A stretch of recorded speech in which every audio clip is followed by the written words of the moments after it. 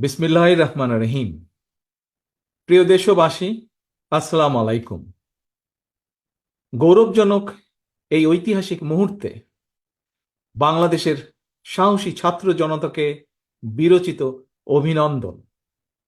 হাজারো শহীদের প্রাণের বিনিময় জনতার ঐতিহাসিক এই বিপ্লবের মধ্যে দিয়ে গণহত্যাকারী খুনি হাসিনার পতন হয়েছে। আপনারা যে এই বঙ্গবন্ধুর মেয়ে শেখ হাসিনার বিরুদ্ধে বলছেন, আজকে শেখ হাসিনা না থাকলে বাংলাদেশ এতদূর আসতে পারত? অসম্ভব। কেউ কল্পনা করতে পারে নাই যে বাংলাদেশ এরকম উন্নতি করবে, এরকম উন্নয়ন হবে।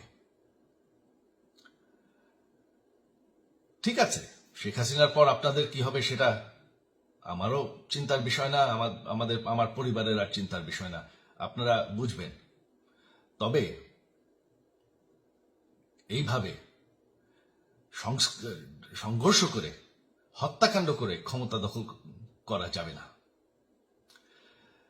এটা আর আন্দোলন না।